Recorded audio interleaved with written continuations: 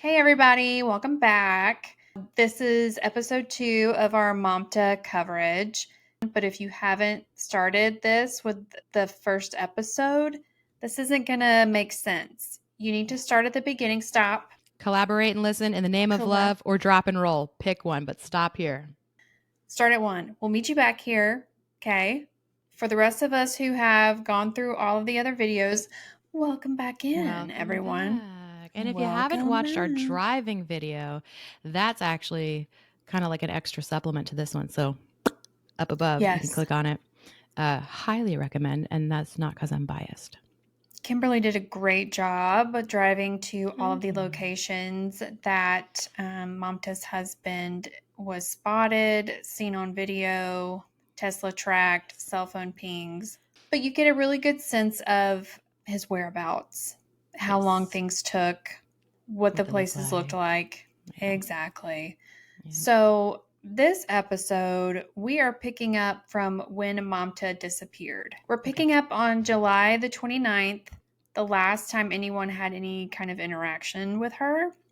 Yes. So Kimberly has made some more PowerPoints. We combed through interviews.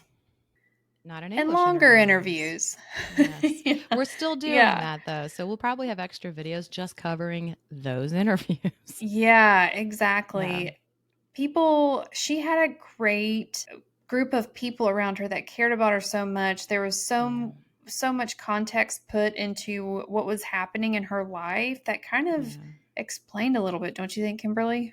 I do. It gave a lot of background context for things I'd been wondering. Now, of course, with a grain of salt, these are accounts from people that knew them, and it seems that most of what they're saying has been pretty accurate with facts, but of course, everyone's perspective is different. So, I could think Lindsay looks super mad at me right now. You might just think, no, she's just Lindsaying right now. It just depends what angle you're looking at it. So the things that are confirmable, we're very happy about. But yeah, and if I look a little pink right now, it's not makeup. I wish it were, because that would be awesome. I'm having a face flushing MS moment right now. So you look beautiful. Forgive my broken brain and central nervous system, but my face is on fire. No, you look great. So if I'm like touching my face a lot, give me some grace, because my hands are so cold and my face is so hot right now. Let's jump in. Let's do this deep dive. Again, if you haven't seen the first episode, stop, go back. Let's get started together. Start at the beginning. We'll meet you back here. Everyone else, let's go. Let's go. Where we left off was about 8 p.m. on July 29th. That's about when Mamta's last video call with her mom ends. And I was very bold in asserting that somewhere between that time, 8 p.m., and 4 a.m. on July 30th is when something may have happened to her, because we're picking up now with only Naresh's activities, because that's all we have.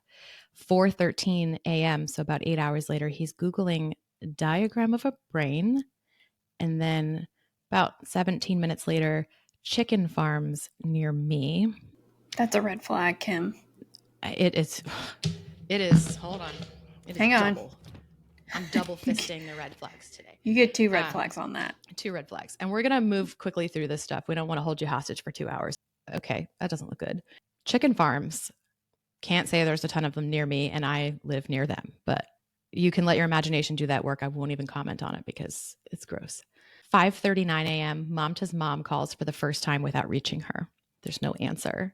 And then 1 minute later, he is texting the babysitter, Amanda, to see if he can drop baby off. Now, before we started recording these episodes, Lindsay and I talked about this a lot, and I kept saying, he couldn't have gone very far or done very much. He had a baby. The heck did he do with baby the whole time? Did he drop her off somewhere, or did he have to deal with toting a baby around and doing his misdeeds? Now we know he did drop her off somewhere. Dropped her off, he did. And my first take here is, if her mother's calling at 5:39 and a minute later he is texting the babysitter, my gut says this is a panic moment. Oh crap. Someone's 100%. Already looking for her. And when she's not answering, the red flags are going to start going up. So I think that was his reaction. Uh-oh. Well, now the clock is starting, because now the call has gone unanswered, and she probably would have answered before. I need to move. Agreed. Now, it's only about a 9-10 minute drive between the Bhatt home and the Colonial Village apartments where the babysitter lives. I'm sure some of that was, I'm going to insert a little levity here because I'm picturing it. Inexperienced, bumbling, fumbling dad who's never raised a child and didn't help raising baby so far, figuring out what the F to do to get baby ready to go somewhere. It's not funny, but it's the only levity in this moment that I have, picturing him struggling to figure this out while also with that lapsing time, the reality comes back that he was probably, I don't want to say cleaning up. He was definitely, which comes first, chicken or the egg? Am I going to sit here and do whatever I'm doing, or am I just going to get ready, go, and figure it out when I get back? But there's a small lapse in time that I don't know what he was doing. Yeah. He drops baby at 6:30 at the Colonial Village Apartments. If you watched our sort of bonus driving episode, you'll know that it's a pretty small community. And at that time of the day, people are not necessarily commuting yet. They might be leaving. It's pretty a full lot. It's pretty congested. 10 minutes later, he is seen on camera taking bags from his car and putting them in dumpsters in the apartment complex. I also show you as many of the dumpsters as I could pick out easily on a map. They're very easily accessible. They're right out in the open. I don't know where the cameras are, but he then returns home at 6:53. So if it's about a 9ish minute drive, he literally only spends 4 or 5 minutes total dumping things into the dumpster, and then he immediately goes home because that's a very tight time frame. And again, if you didn't watch that video, I'll say it here. I don't know if he knew that was the plan. I'm going to put the stuff in dumpsters, or if it was a moment of opportunity. He was driving in to drop baby off and he saw dumpsters and figured, ooh, I'll do that. But if you don't know where the dumpster is, you're not going to know where to look for it. It's easily accessible and it's open, but it's not like, oh, there must be a dumpster nearby. So take that as you will. At 8:12 a.m. So maybe we're talking about an hour and 20ish or so minutes later, he is on camera at Home Depot buying rubber ice gloves and other supplies. Now, again, in that driving video, and I'm going to show you here, but in the driving video, I took you to that Home Depot just to give you a visual. And then about 9 minutes later, he is at Walmart purchasing cleaning supplies. And there's some dispute about whether he bought knives at this Walmart or another one later on, which I'm trying to confirm. But he did buy knives at a Walmart, and 2 of them are missing. And you might be thinking 9 minutes, that's no time at all. The drive between the 2 locations on a busy shopping day for me was less than 5 minutes. So it was probably like 3 minutes for him. So he probably knew exactly what he was going in for, went in, was out like bing, bang, boom. But it's plausible because these locations are very close to each other. Also important to note that as he is putting things at every point when he's disposing of things, he is wearing gloves while he does it, which is interesting because there's cameras. I digress. And then 11:09 a.m., Mamta's mom, Geeta, tries to call her again with no answer. So I can imagine he's feeling this invisible sort of noose around his neck tightening with every phone call that goes unanswered. He is now probably in a rush. What do you think? Oh yeah, no, I totally appreciate what you said as far as like now it's noted that she's not answering her phone, right? Mm-hmm. Today is the day. It's already begun. I have to start moving. I have to do this. And through this timeline already, he is moving. Right. He is moving. And this is coming in the next episode where we talk about the evidence and the searches. But I'd be remiss if I didn't say at this point that, spoiler alert, maybe for some of you, a decent, I mean, loss of life amount of blood was detected and discovered in the home. So knives, I'm just going to leave that there for you. So important context here is something has happened, hence the rush, the hurry. It's not just weird Google searches, and that doesn't mean anything. So the context there is something absolutely happened in that home. At this point in our coverage, though, we haven't gotten there yet. So I just figured I'd share that with you. But so anyway, at 4:53, he picks baby up from the babysitter. And then at 5:22, I'm guessing with baby, he is seen again at Home Depot on camera buying extra strong trash bags. I don't know if anyone here is watching or following the Suzanne. Is it Susan or Suzanne Simpson? I want to say Yes, it's Suzanne. Suzanne. That was going to be my Because first. Okay, because there's a couple Suzanne, like Morphew, since the cases I'm getting them mixed up, but this Yeah, could not be any more of a blueprint that these men are following. That's also a no body case. He's in and out of Home Depot buying extra strong trash bags. There's blood of it. Like, it could not be more. Is there a handbook somewhere for this? I know it sounds like I'm being cheeky because I am. Why but is at the this the same time, blueprint? yeah, yeah. No, agreed. Why? Agreed. I don't know. And yeah, like there's Suzanne and then They yeah, all the follow the same with the plays. Home Depot and the Gloves gloves and the and trash the bags and the trash cleaning supplies. bags. Yeah. Why? Why? Okay. I'm not We going to going down digress. the rabbit hole. Yeah. Yeah. So right now, based on evidence, documents, things that we know, I don't know what he did with the rest of the time on July 30th, but we're going to move ahead now to July 31st. Something's going on that evening because at 1:30 a.m., his phone is not pinging. It's not on a network. Like, his phone is off. The external cameras on the car show him in Falls Church, at the Fairfield Crossing Apartments, where he and Mamta have a unit that's actually being rented. That's where she lived when she came here as well. It shows him taking bags out of the car and putting them into trash compactor. I think it's the Fairfield Crossing Apartments because he's very familiar, and that's exactly where I think he would go. The tenants there renting the unit from him, he would later, spoiler alert, visit when Mamta's mom was getting nervous and concerned and let them speak to her over the phone and translate to prove that she had not come by, that she wasn't there because she was really worried. So that's why I think that's where he went. But we're throwing more trash away.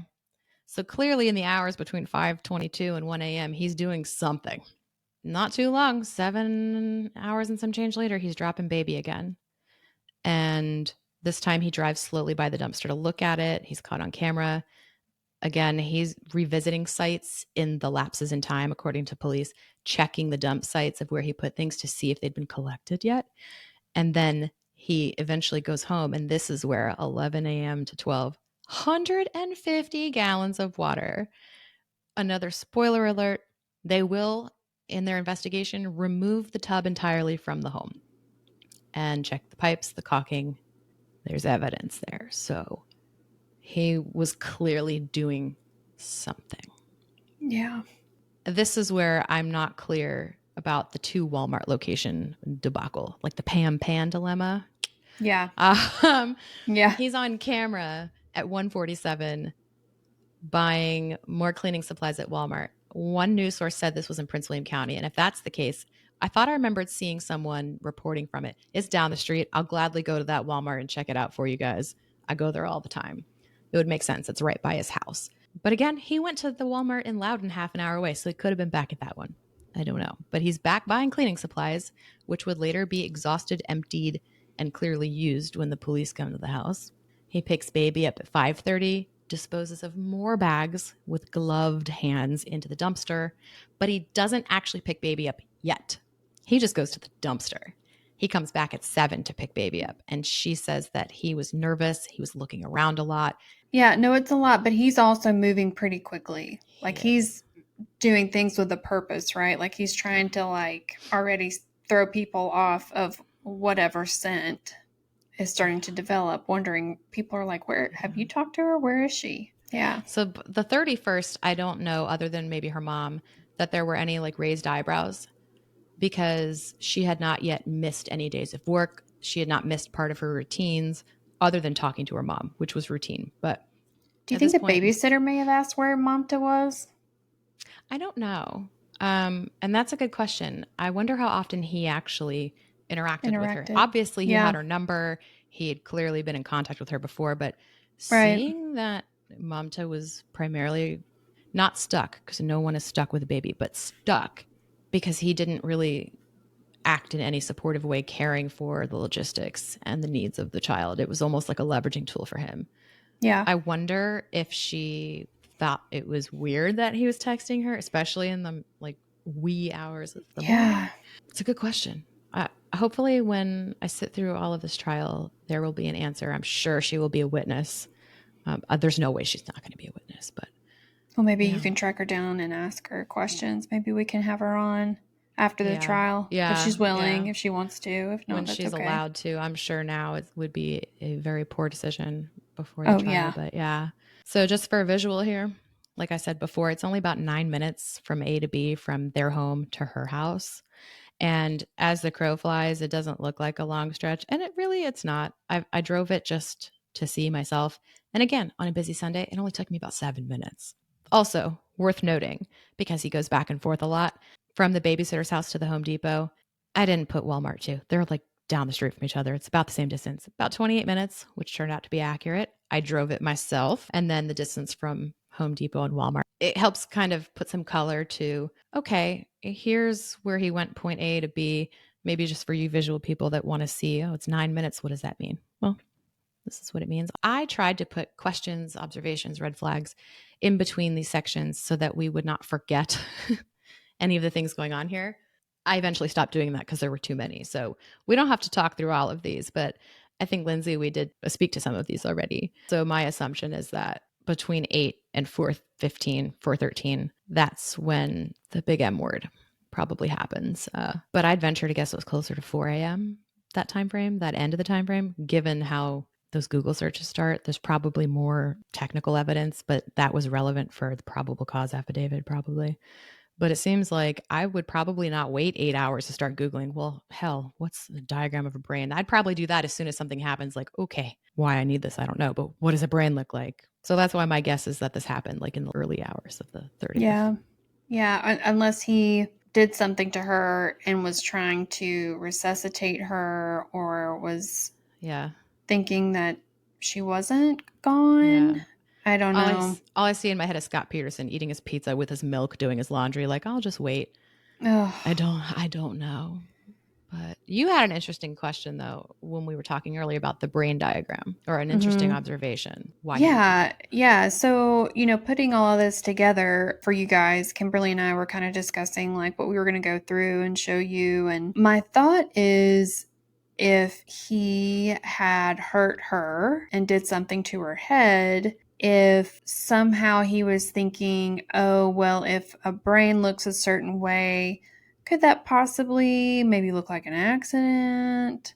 Or he was thinking about a pathologist later going, blunt force trauma, or, get where you're going with that. Yeah, angles and just kind of trying to get ahead of it all. That was the only thing that I could think of. The way that I'm thinking in his mind he was getting ahead while also making incredibly stupid errors in judgment is just... I know. Not to belabor the obvious, purchasing cleaning supplies. He basically purchased the Killer Husband starter pack. Yeah. It's textbook for, I just committed a crime, now I need to hide it. And the prosecutor said the same. Cleaning supplies at Home Depot are expensive too. Right? No, the starter pack for the Home Depot, it did, for Killer Husbands, it's definitely a thing. It's a pattern. It is. And again, did Mamta's mother trigger his panic response? I think it stands to reason. Yeah. Someone's looking for her. The clock on him being able to clean it up is it's an egg timer.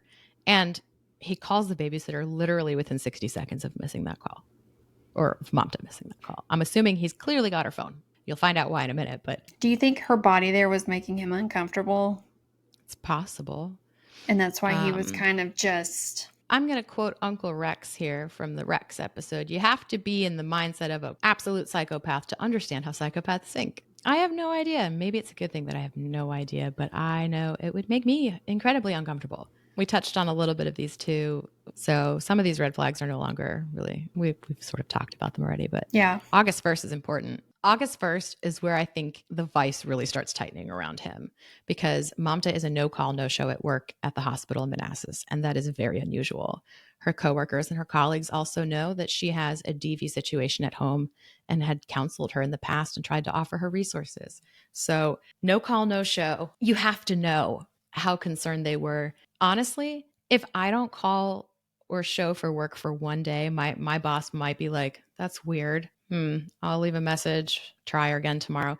Red flags wouldn't go up if I didn't go to work. It would be concerning, like, where is she? Or she doesn't miss work without calling out, but we'll see what happens later. We'll leave our message. I've done that before as someone's boss. Like, that's weird. They always call me back though. You have to figure that the spidey senses there kicked in instantaneously, and they immediately knew, like, because on day one of being no call, no show to be concerned, that's when their concern starts brewing, because the next day they're calling for a wellness check. Yeah. So, Well, and that shows how committed she was to her job. right. And I think Right. everyone felt like if she's there, she's safe. And if she's not and she doesn't call out, that's a problem. Exactly. Yeah. Oh. On this day, Naresh's phone for about 2 hours is not pinging on a network, but hers is in Loudoun County near a body of water. Now, there have been no conclusive outcomes of any searches of this area that were significant, including a body of water. So that might just be a coincidence, and it might have just been something that raised the eyebrows of investigators, like, oh boy, a body of water. There's not really a body of water here. There might be little tiny, like, man-made ponds and neighborhood, but we're not talking like there's a giant lake here in this area. So just to dispel that really quickly for you, it's not a body of water. Yeah, I hate to kind of ask this, but do you think that he was like scouting out other locations to dispose? It's possible. As you can see on the screen, it may not be clear, but if you watch the driving video, you can actually see this in real time. Across the street, the bottom right corner of the Liberty Gas circle that I have there, you can see across the street, it's kind of a like Disneyland for hiding things if you wanted to drive in there, and it's construction and stuff. So it's possible. Yeah, it is possible. But his phone is off. Her phone isn't. Her phone is pinging where he is in Loudoun County, and he is now missing calls from her mother and a close mutual friend of theirs who also did an interview with Sachi Mainali. She's a Nepalese reporter.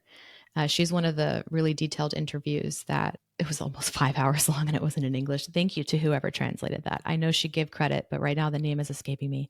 They're both leaving him voice messages. His mother is calling him, and Mamta's mother calls him. This is getting wild for me. I need like flashcards. The point is, parents are calling, friends are calling. Why aren't you answering? Why isn't Mamta answering?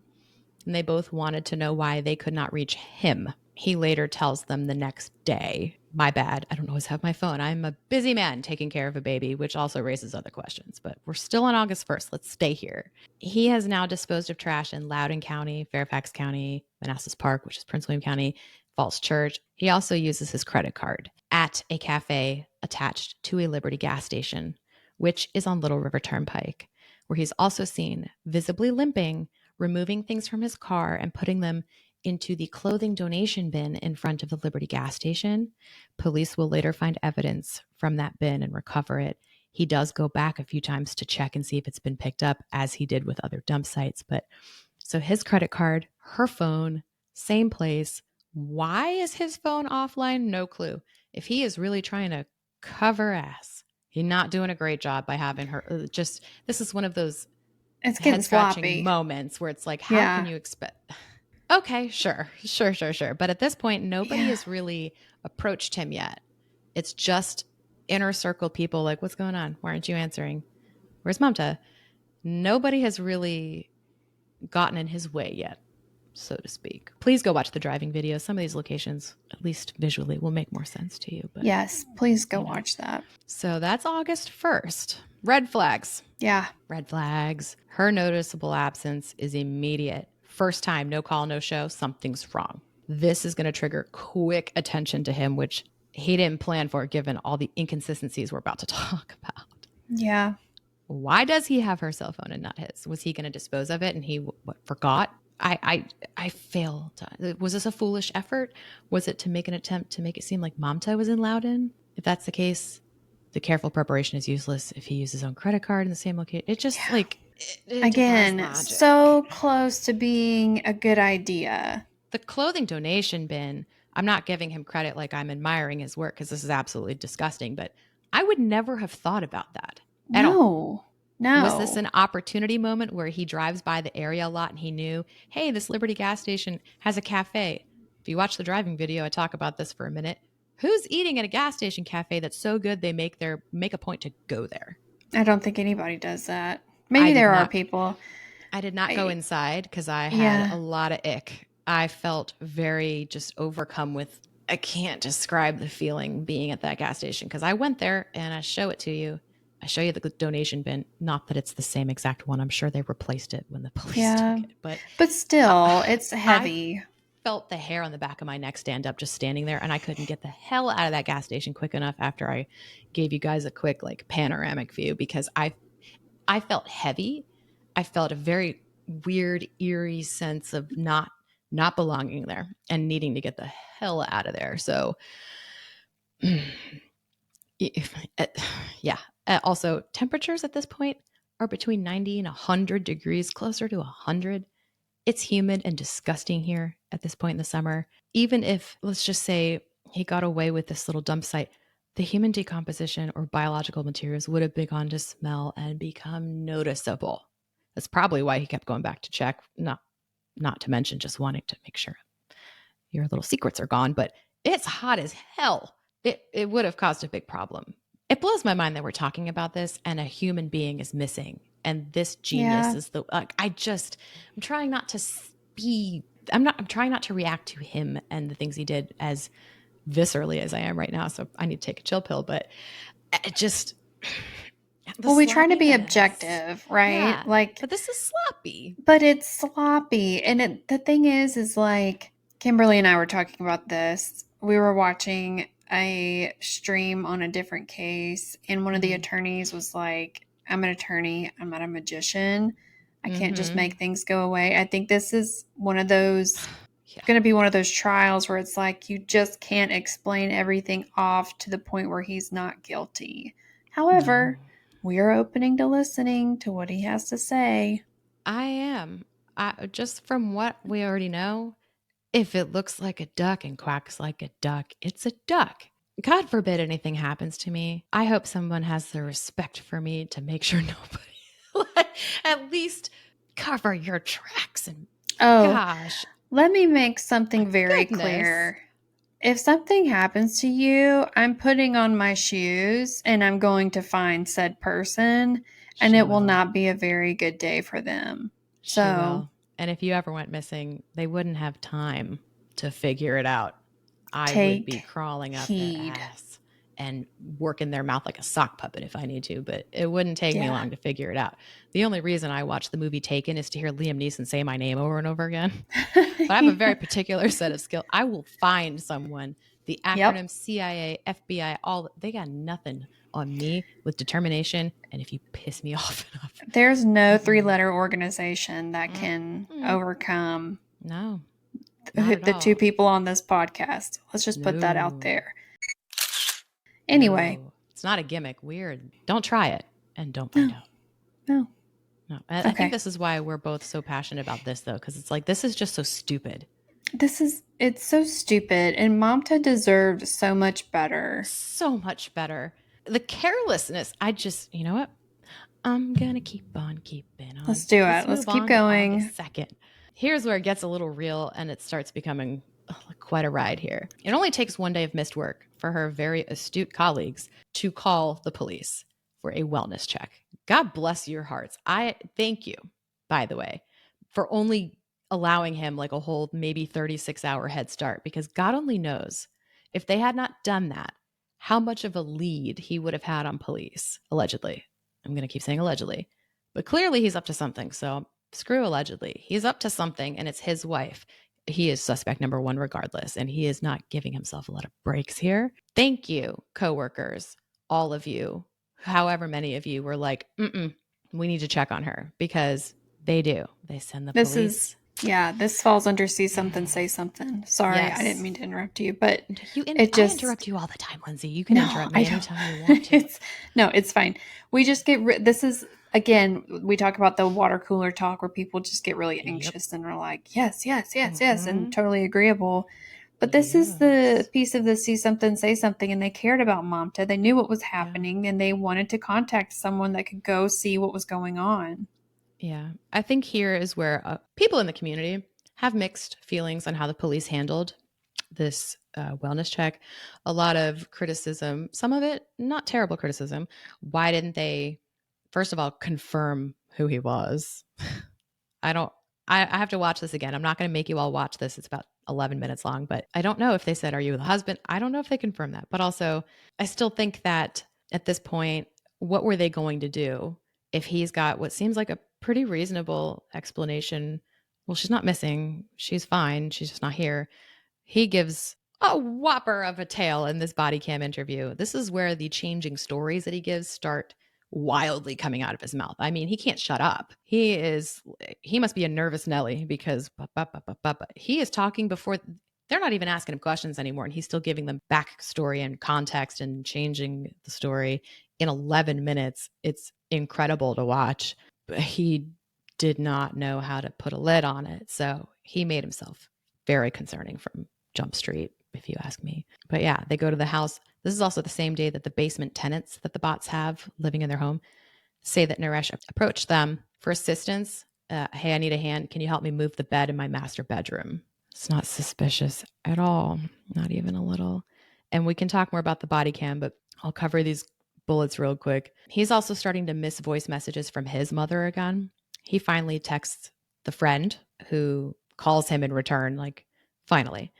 And he says his phone was at home for the last few days because he was caring for baby and therefore he doesn't always have it. He says for the last month he's been out of work taking care of the baby, but he doesn't know where Mamta is. The last month, that's interesting. That's news to, like, why would you be taking care of baby for the last month? Mamta hasn't been missing for a month. She's been missing for 2-3 days. It's one of the many details about his life and his circumstances that seem to be blatant lies, and they're trackable because he does interviews, which no one, I'm going to give you some free legal advice because I'm not a lawyer.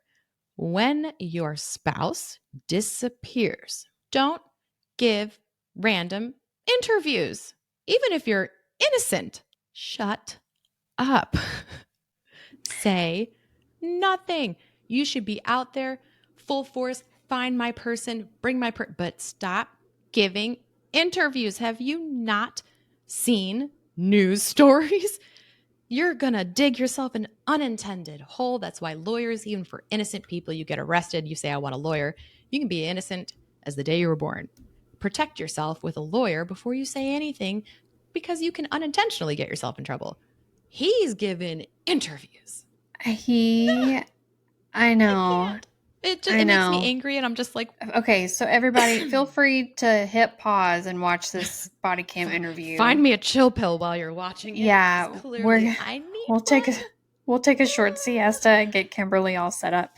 He rambles and rambles, and you know, when I was watching this, I was thinking, spoiler alert, I'm jumping ahead a little bit. It's all right. I'm dancing around with my red flags.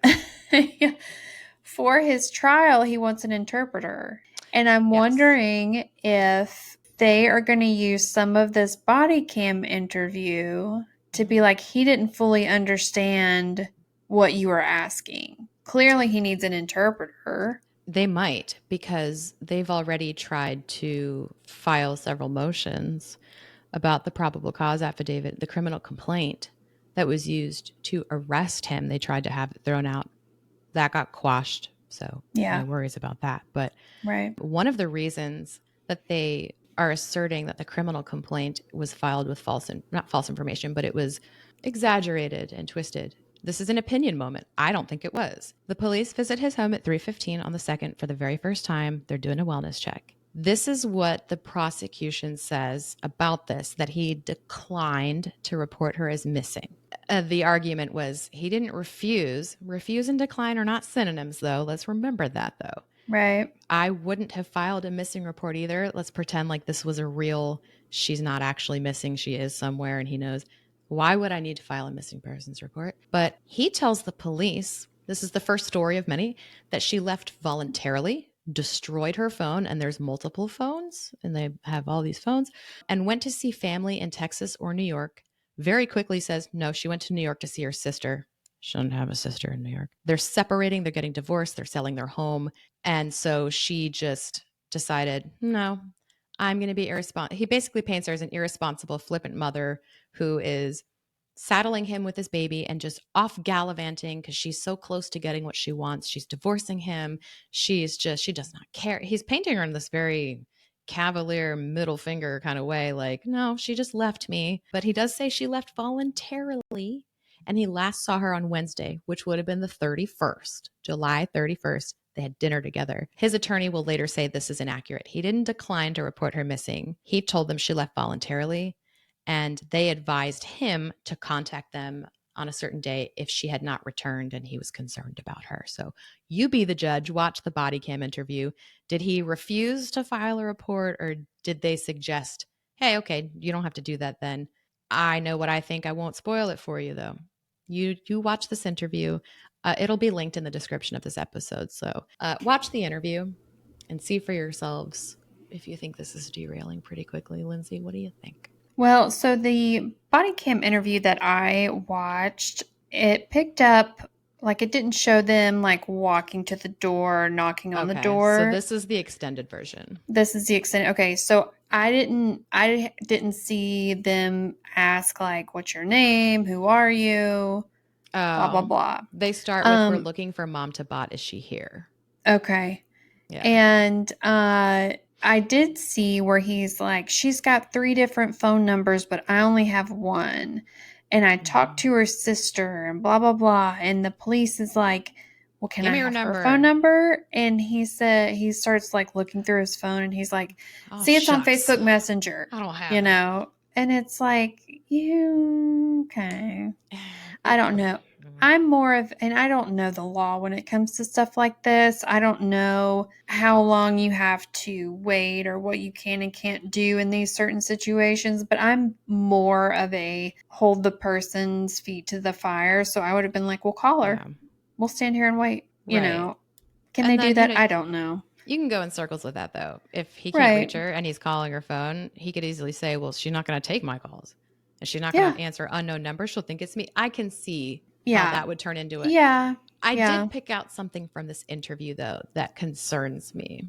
What? Because it is typical narcissistic behavior. And he does say at a certain point, I don't know where she goes and what she does. I don't have her location. Yeah. Red flag, red flag, red flag. Yeah. You're mirroring Yeah. your behaviors. What that said to me was, I probably track her location all the time. Remember, he knew where she was. She told him in February when she was leaving to get some space where she was going, but he would have known anyway, because I guarantee you, location services is a beautiful thing. He implies that she's up to no good because conveniently she left her laptop out for him, and he checked her laptop, just happenstance, just willy-nilly. Oh my goodness, a laptop. I'll look at it, and knew what she was up to, where she was going, and magically appears in those places. No, you're offering that. First of all, the police didn't ask him about any of that. This is what I mean when I say shut up, dude. Yeah. If this happens to you, ask for a lawyer. Well, and it seemed like the police were buying what he was selling. You know what I mean? I don't know if like, they're buying it so much as part of the shtick might be when you're in this position as a cop. If you make someone comfortable, like, oh man, I understand, that might make them talk more. They didn't even have to do that. He would not shut up. Yeah, I noticed when he went in to get his ID, one of the officers was like, it seems like it's just a situation. They're going through a divorce. Yeah, they're going through a divorce. She left to go with the sister. They're not talking. It's only been a few days. Right. Whatever. They do tie it up. I won't spoil it. You guys watch and see for yourselves if you think he refused or they, but like they do agree that after a certain point of time, all right, well, if you get concerned by XYZ date, like please call us. Right. But that's after he says, well, should I call you? Like, okay, well, he's rambling, but he drops a couple breadcrumbs there. I'll say this and I'll move on. Narcissists are quick to point out what other people are doing wrong when it's something they themselves are doing. And I'll give you one example. I dated a person who accused me of changing people's names in my phone so I could have secret boyfriends. And their names were Uncle Jim and Cousin Amanda, like dumb stuff like that, when I wasn't. That's just the stupidest thing I've ever heard. Also, that sounds like a really old trick in a really bad book, but he was doing that. And I found that out a long time later, like, oh my God, the fact that he volunteered that I don't know where her location and her laptop was there. I think that he had a lot more access, and he is spilling his guts trying to volunteer. Again, the cops didn't ask, well, do you have location services? Do you know where she's been? He's just, I don't know where she goes and what she does. And like he's trying to buffer this, like, see, she goes all these places that I don't know. And she's missing now. It's like he's trying to give them background, but he's accidentally disclosing things he probably did that were coercive and controlling and possessive and manipulative. I don't have her location. Well, we didn't ask you if you had her location. And he just offers it up. So I think he did do those things. And I think that was him accidentally confessing to it. Just my thoughts. Moving right along. August 3rd. This is the last known activity on Mamta's cell phone. I don't have a lot of detail other than what I wrote here. It connects with Naresh's, so her phone is calling his. I don't understand how this happened, but at some point on August 3rd, her phone and his phone connect. Be that what it may, I'll leave that there. August 4th. Naresh sends a text to the police officer that came to the house saying, okay, she hasn't come home yet. He doesn't get a response until the next day. And they make kind of a big deal about this for no reason. And I'm just now seeing that the 6th and the 7th are inverted. You guys, this case is making me so batty that I don't know numbers. It's okay. Put it on your bingo card, the number of things that I do that are wonky, and I'll buy you like a gift card or something. In any case, follow along, everyone. Keep follow up. along Keep anyway. up. You get it. This doesn't seem unreasonable to me. This was brought up in court too. Like, well, they didn't respond to him. They didn't say what time in the evening that he texted. Maybe he texted at an hour that police officer was off duty and with his family or sleep. I don't know. He responded the next day. So the next day, he finally reports her missing. An official case is open. She's a missing person. She didn't come home from her mysterious Texas, New York, moon, Timbuktu trip that she apparently went on. She must be missing now. Because he said she was supposed to come home at a certain point in the body cam video. She should be home by Saturday or Sunday. Again, he offered that information. If she's supposed to be home, why would she give you that information but not tell you where she was going and you don't know for sure where in any case. But most importantly, August 5th, Mamta misses her scheduled naturalization appointment for U.S. citizenship. Now remember, and if you don't remember, I encourage you to go back to episode 1. There's been a couple mentions of this, but the end of the story is he took her passport, her green card, her social security card. She called the police. It was a domestic incident. The reason that the police didn't do much with it is because she called the police because he wouldn't give her paperwork back. Things were getting tense. She called the police to come intervene. And then in her social media posts, oh, my green card is missing. It's starting to make sense now. It doesn't make sense why he would withhold it. It does, because that's coercive control. But also, if you didn't want her sticking around, why would you not let her leave? I digress. This is the day that she was supposed to have her naturalization finalized, and she misses that appointment. Beyond the fact that she would not leave her baby, and certainly not just disappear without a trace, she definitely wouldn't have missed this appointment. She seemed to be making plenty of future plans for herself by wanting this green card. So if she was really out gallivanting across the United States, she most certainly would have at least come home for this appointment. And she did not. The next day on the 6th, he tells the police, oh, by the way, some of her clothing and legal documents like her passport and her green card, they're missing. And some of her personal belongings are missing from the home. Now, a few days earlier on the 2nd in the body cam video, he does tell the police that she's taken some of her things with her. He says almost verbatim, a fancy suit or wedding clothes, like those clothes are here. So he's saying everyday clothes that you would take with you, she took, but not, special occasion stuff. So some of her stuff was there. But on the 6th, he's informing them again that her stuff is missing and that, like magic, so are her legal documents. They've been missing, though. The police have no way of knowing this at this point, but they've been missing because he took them. The 7th, honorable mention Facebook post, because this is one of the only things he did to express to anyone that he cared. He made a Facebook post about the support the community was giving him, and he hopes to get their help. The 8th, this is where things get real. In their investigation, whatever evidence they have at this point that she may not have left on her own free will, they update her case to involuntary critical missing. Red flags, red flags, red flags, red flags, red flags. All of it. All of it. And to clarify that first bullet, Sachi is the reporter he spoke to later on in the case. But it was interesting that he was changing his work story as well when he talked to the police. I just wanted to make that noted, that he told the cops he couldn't go to work because Mamta wasn't home. He tells a reporter he'd been out of work, or he was working until she went missing. He tells someone else he'd been out of work for a month. This is just more context for how easily manipulating the truth is just something natural that comes to him.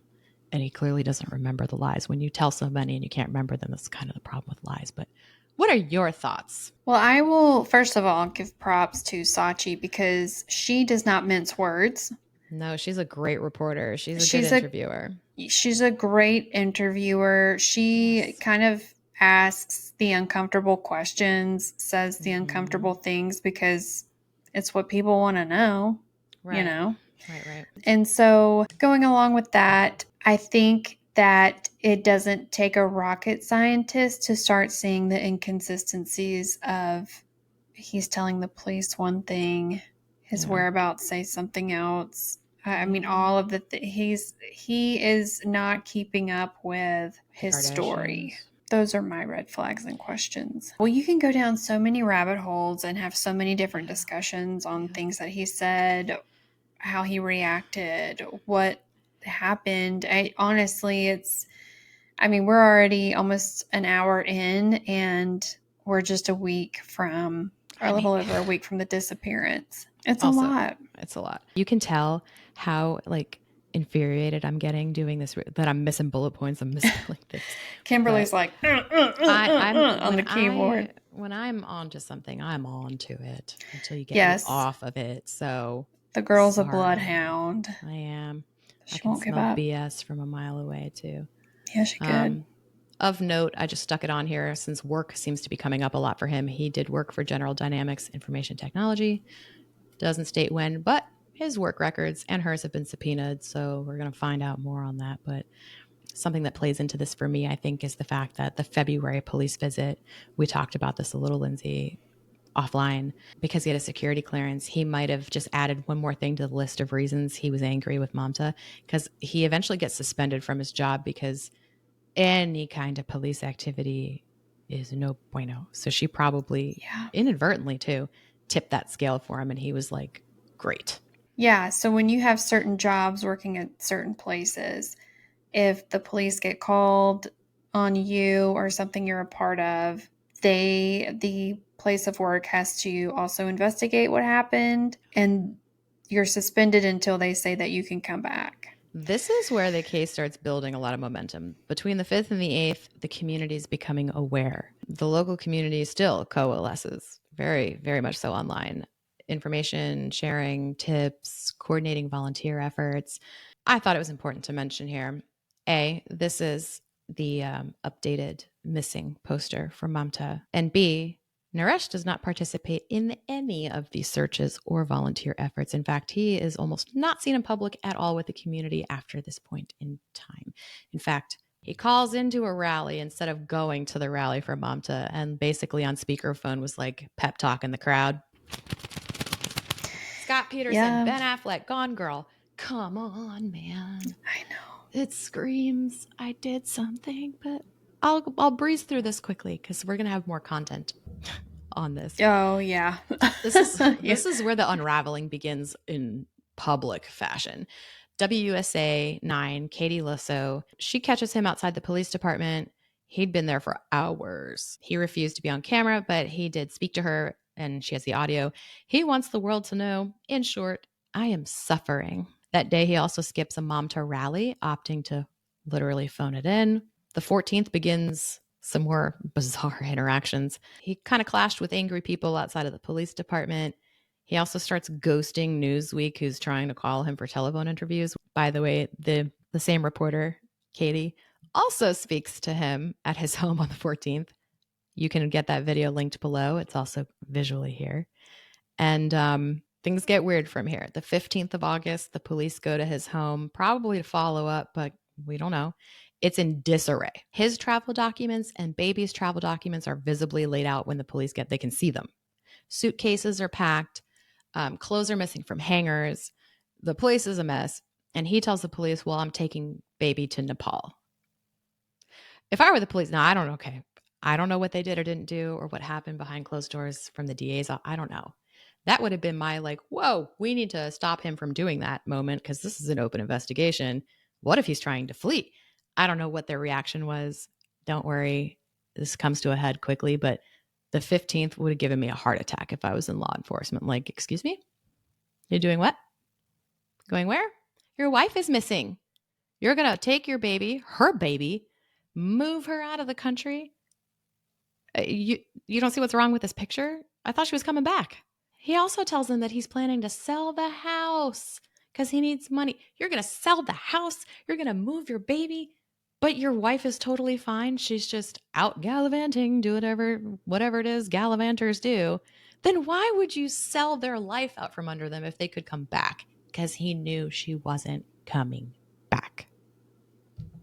Come on. I have nothing else to add to that. I mean, you're exactly right. I again, we spoke about this offline. Like, you don't go to a toy store with your kids, lose one of your kids, don't look for them. The toy store can have you.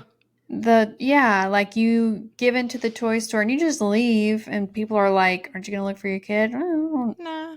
no. Right. It doesn't make sense. It doesn't.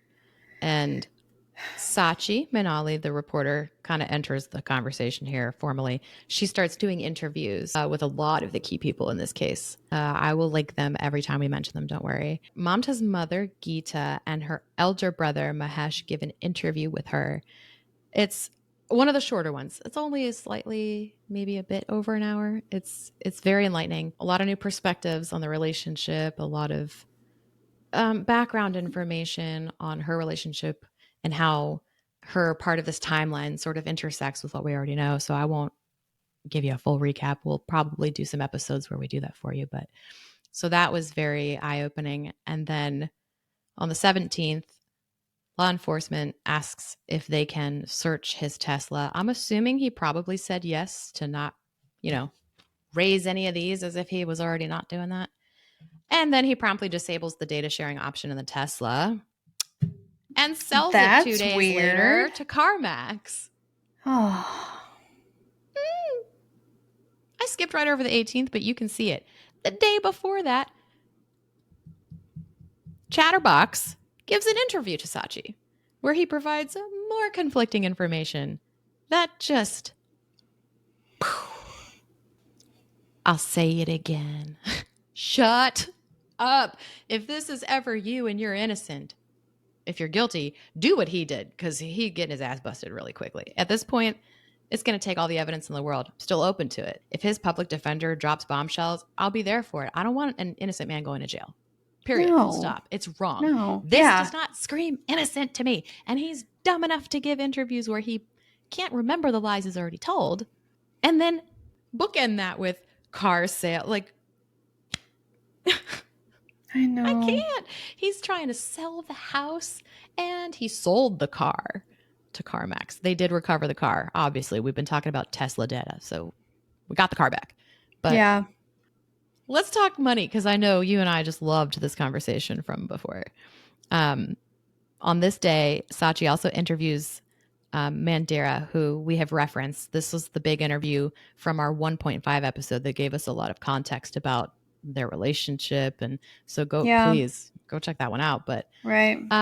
Allegedly, according to his defense, he was only selling things because he was at a financial burden, being alone and without Mamta, who was not working full-time and clearly wasn't the breadwinner. So I don't know how that makes sense. Maybe they'll have a great explanation, but apparently and allegedly, he was selling stuff like fire sale. If it's not nailed down, it must go. Because the mortgage was $6,000 a month and the car was $1,200 a month. He wasn't trying to, dispense with his worldly possessions so he could flee. He was doing that because he needed money. I'm struggling with that. It's not a flex and it's not a humble brag. But I live in a $1 million house. In Northern Virginia, it might as well be a shack because you know what homes cost you. But I live in a $1 million house, okay? That has more square footage than his house. Their house is very nice. And it was, I think, I looked on Zillow. I think it was about $700,000. Very expensive home that we live in with almost 1,000 more square feet. Does not cost us $6,000 a month. That logic fails. I know there's probably numbers and all kinds of mathing that people are going to do and say, no, it could be and it could be 6,000. What's your credit score? What was your down payment? I get it. Did you have a 30-year mortgage or an ARM? Beside the point. Our mortgage is $4,500. Where the hell is this 15? I don't see how the math makes sense on the mortgage. I'm sure that his defense attorney did not walk into court recently and say this without checking it first. It's possible that he did. But if he did check it first and confirm this, so later on he doesn't look like a big old dum-dum, I'm dying to know how this mortgage was $6,000 and a $1,200 a month car payment. I've worked in the car business. I met my husband in the car business, and he is the GM of a car dealership. $1,200 a month either means you have horrendous credit and you're at a second chance dealer, or you are just going all eggs in one basket because I really want this car. I don't care what the payment is, and you got all the options. Or you're not putting a certain amount of money down, or your credit. Like there are fluctuating reasons for a car payment to be that much money, and none of them make sense to me. Not a one of them, because Mamta wasn't paying for those things. So where his money go? But also, why are these numbers these numbers? It makes no sense. And maybe I'm just worked up now, and someone in the comments can very gently and respectfully tell me how these numbers make sense, but it looked a little stark to me. And I'm going to shut up now because meditative breathing. Please let us know if you know Yes. how this makes sense. The only thing that I can think of with the mortgage is it's not the mortgage, it's just the monthly living expenses to include the mortgage, the internet, the utilities, Still doesn't make sense to me. You're right. I'm not trying to disagree with you, but yeah, those things don't add up to $1,500, $2,000 extra. The only thing that I can think of is how we get there. I don't know. In any event, we might need a whole episode just with the Zillow. Math. We might need to TikTok this. You remember? Have you ever seen those? I don't know if it's one guy, but I always end up finding this one guy who does like the weird, freakish Zillow listings with like crazy, like fun house kind of stuff. And I love it. But maybe we should just, when I full hinge, just come undone. At the end of this, I'll just do one of those. But yeah, Lindsay, make it make sense. It doesn't. It doesn't. It won't. It just doesn't make sense. But okay, I'm going to move on because we're almost at the end of this episode, you guys. And the next one, we're going to talk about evidence. We're going to talk about searches. We're going to get more granular every time, but we're bringing you now to the point where this kind of reaches a climax and brings us almost to where we are today in present day, which would be November 21st. Oh, it's the 21st now because it's past midnight, Lindsay. August 20th is baby's first birthday. Mamta would not miss that on purpose, and she is not there. She doesn't call. She doesn't send a postcard, smoke signals, carrier pigeons, nothing. He allows a party to be hosted in his home as long as nobody leaves the first floor and no one takes photos or videos. Yeah, we'll let you guys fill in those blanks. Just makes me so angry. It makes me so angry. I'm starting to lose my voice. The next day, Chief of Police Mario Lugo holds the first public press conference on Mamta's case. And this is, for me, it's like a little mini Kennedy or 9/11 moment. Where were you? I know exactly what I was doing. Lindsay, I was setting up this podcast room. Yeah. Because we were trying to launch a podcast and we just came to a screeching halt. We weren't even following this for the sake of a podcast. I was just obsessing because it's down the street. Like it feels weird. And there's another case happening right now that used to be cold and now it's not. And that does personally affect me. I knew the person and the perpetrator, allegedly. Yeah. And that's kind of happening at the same time. So I was really overwhelmed with, oh my God, both of these cases are starting to and I know that we were talking with our friends at Court TV who are picking up interest in this, and we'd popped up in conversations, and I was rapid fire texting. Oh my God, something's happening. This was only like a 4 or 5 minute press conference. I was really disappointed when this happened. Anyway, he holds this press conference. You can also find this linked in the description. And he kind of bombshells us that the husband is no longer cooperating at all. He is a person of interest, and they have executed their very first search warrant in their home. I was like, oh, okay, that makes sense. How many times out of 10 is it going to be someone close to you, your spouse, your partner, your husband, your wife, whatever? Okay.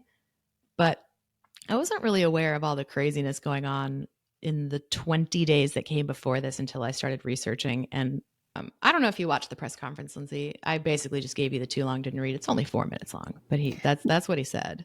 Yeah, I watched it. I mean, Okay. that is a good summary of it. I might have been rage texting you like, "Oh my god, there's that press cut," because I know You I were was like, texting there's Chip. I was something's texting happening. everybody. Well, there were like helicopters in the air. There Yeah. were, police everywhere blocking Yeah. streets off. I remember that's what you told Yeah. me. That's what I'm saying. Yeah. Yeah. And I remember talking to our affiliates at Court TV because this was an emerging story at this point. It had been featured a little bit. Vinny had been featuring it. And I was like, I'm here. What kind of information do you need? Because I'm invested now. And the joke was, oh, we have boots on the ground. I'm like, no, really, though. I'm invested now. So I set up Google Alerts and I was actually overnight. And in the days before this, I was trying to arrange to have one of her friends go on Court TV, sort of freelance booking. It's kind of like one of our weird side hustles.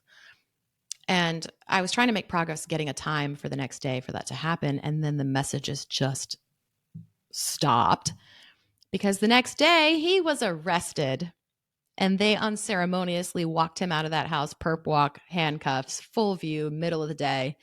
He was arrested. That's why she stopped responding to me.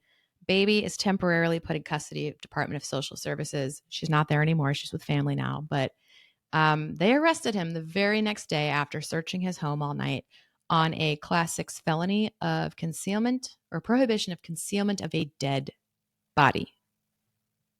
Not murder, not kidnapping, concealment of a dead body. We're going to have an episode strictly devoted, maybe more than one, about those logistics. And we're going to talk to a legal expert who's going to join us and explain this to us. Because if you're thinking, if there's a dead body, it's in his house, it's his wife, it's his home, why didn't they charge him with murder? That's plenty for me. We're You going and to I are ask. thinking the Yeah. same thing. The number of times in court and documents that they assert that she is no longer with us and that he is involved, I don't understand the charge. Maybe it's a placeholder. Maybe that I don't know what's going on because we've seen circumstantial no body cases. Because again, Mamta's still not found to this day, has not been found. I could name 5 that I wrote down earlier, no body cases where it wasn't a problem. You have enough. Just off the top of mind, because I was thinking about it earlier, Michelle Troconis and Fotis Doulos, Jennifer Doulos. This is almost identical. And they had no problem convicting. Well, they would have convicted him if he had not departed. They convicted her. Yeah.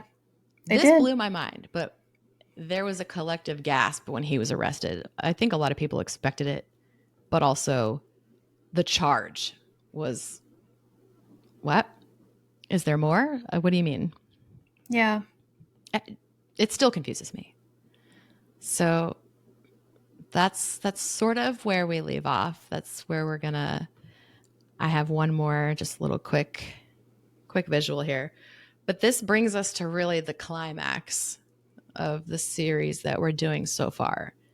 Don't worry, there's plenty more coming because we still have to talk evidence. We have to talk about the searches that they did and put more context for what the police were doing behind the scenes that whole entire time frame as well. We're going to talk to legal experts. We're going to go through interview. We have a lot coming. I'm also going to the trial. It starts on the 9th of December, so you won't have long to wait for updates from me. And you never know. I could be popping up in other places too during the trial. But right. Real quick, because I want to talk about this more with our legal expert, but also in another episode before we go bananas and have a 3-hour episode here. Just for those of you who don't know, a Class 6 felony, prohibition against concealment of a dead body, it means that it is someone who transports, conceals, or alters a dead body with malicious intent to prevent the detection or unlawful act to prevent the detection of the death or the manner of death, the cause of death. It's basically you're disrupting people's ability to determine how someone died, where they died. You're covering it up. I hate to do this to you guys because it gets a little more complicated than this, but the too long didn't read. There's asterisks that come after it in legalese. Is imprisonment of no less than a year or no more than 5. Or judge, jury, doesn't matter, at the discretion of whoever's judging you.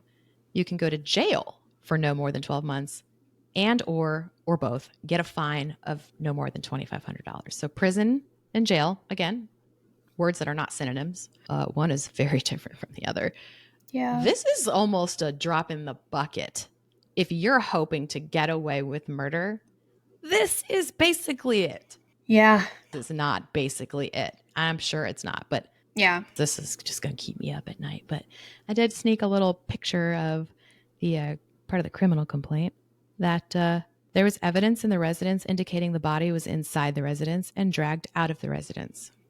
That sounds like murder to me, but I'm not Nancy Grace, and I'm not about to put my Southern on because I'm from New Jersey. It doesn't look good on me, and start waving my finger at people. But well, we're going to have our legal expert on soon. He is someone that you guys, I'm not going to say who it is yet.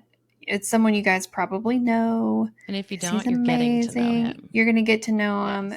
Okay, guys. Thank you for hanging out with us. I know this is a little bit of a long one, but it was Kimberly, blood, sweat, and tears went into this. I clearly can't shut up either. No. Well, but this is an investigation, and this is sharing a story that should be told. Thank you guys for hanging with us. We appreciate you. We want justice for Mamta. We want you guys to know the full story up until this point. So this is where we're going to leave off. Make sure to like, share, subscribe, turn on all of the notifications so the next time that we come on here, you will be notified. Until then, be good. Take care. Be good. Be good. Please be good. Be good. We love you. We'll see you next time. Make good choices, or at least don't put them on the internet, or we could be talking about them. Yes. Bye-bye.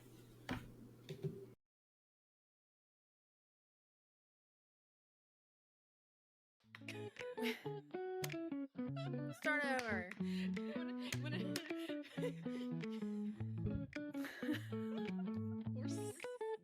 We're so stupid. So extra. We have no business being on the internet.